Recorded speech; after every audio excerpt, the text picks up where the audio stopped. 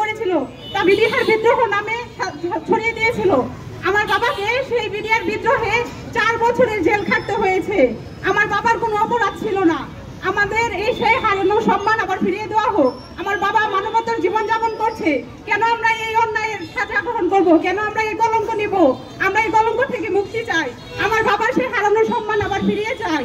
যারা এখনো জেলে আছে কোনো দোষ না করে তাদেরকে আবার জেল থেকে মুক্তি দেওয়া হোক। স্বরাষ্ট্র উপদেষ্টা, মাননীয় আইন উপদেষ্টা, সবার কাছে আমি আমাদের বিনয়ের সাথে অনুরোধ জানাচ্ছি, আমরা যেন সবাই চাকরিতে যোগদান করতে পারি, আমাদের চাকরি ফিরাই দেওয়া হয় এবং সকল সরকারি সুযোগ সুবিধা, যাতে পেনশন অবসরপত্র যারা সময় হয়ে গেছে তাদের সকল সুযোগ সুবিধা সহ পেনশন ফেরত দেওয়া হয়। যারা জেলবন্দি আছে তাদেরকে মুক্তি দেওয়া হয়। উপদেষ্টার নিকট আমাদের আকুল আবেদন যে 2009 সালে 25 এবং 26 ফেব্রুয়ারি তৎকালীন সরকার, ফেসিবাদ সরকারের নির্দেশে যে পিলখানা হত্যাযজ্ঞ হয়েছিল, সেটা ছিল তার নির্দেশনা এবং পার্শ্ববর্তী ভারতকে খুশি করার জন্য এবং তার সাম্রাজ্যকে শক্তিশালী করার জন্য এবং সুদীর্ঘ করার জন্য প্রথম পদক্ষেপ, এবং সেই পদক্ষেপে খুব সুন্দরভাবে জয়ী হয়েছিল।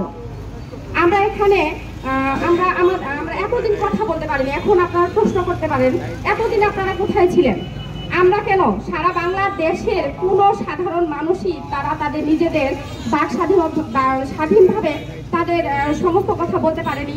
তারা সমস্ত বাক স্বাধীনতা হারিয়ে ফেলেছিল। আমরাও তাদের সাথে বাক স্বাধীনতা হারিয়ে ফেলেছিলাম।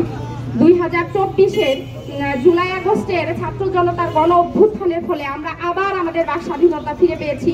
সেক্ষেত্রে সেজন্য আমরা এখানে রাস্তায় দাঁড়িয়ে সমবেত হয়ে উচ্চ কণ্ঠে কথা বলতে পারছি। এতদিন আমাদের ত্রুটি চিপে ধরা হয়েছিল, যার জন্য আমরা একটা কথা বলতে পারি নাই। এখন মাননীয় প্রধান উপদেষ্টা সহ সমস্ত উপদেষ্টার নিকট আমাদের আকুল আবেদন এই যে আপনারা এতদিন হয়তো দেশের সমস্ত জনসাধারণ কম বেশি সবাই জানতো যে বিডিআর নির্দোষ, কিন্তু আমরা বলতে পারিনি এবং কোনো প্রমাণ দিতে পারিনি, আমরা রাস্তায় দাঁড়িয়ে বলতে পারিনি। কিন্তু এখন তো প্রায় প্রমাণিত, প্রায় কি আমি বলবো প্রমাণিতই যে বিডিআররা হত্যাযোগ্য করেনি।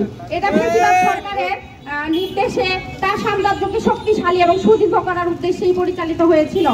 এখন যখন প্রমাণিত, তখন কেন আমরা আমাদের অধিকার ফিরে পাবো না?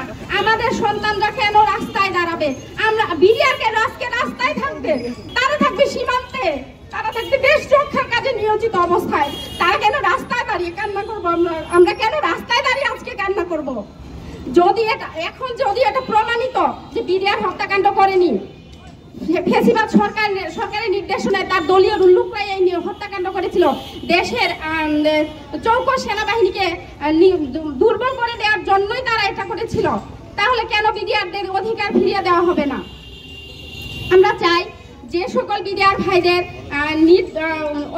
বিনা কারণে জেল জরিমানা করা হয়েছে তাদেরকে চাকরিতে পুনর্বহাল করা হোক, সমস্ত সুযোগ সুবিধা দেওয়া হোক এবং যারা এখনো জেলখানায় বন্দী আছে, যাদের সাজা শেষ হয়ে গিয়েছে, এখনো কেন তারা জেলখানায় থাকবে?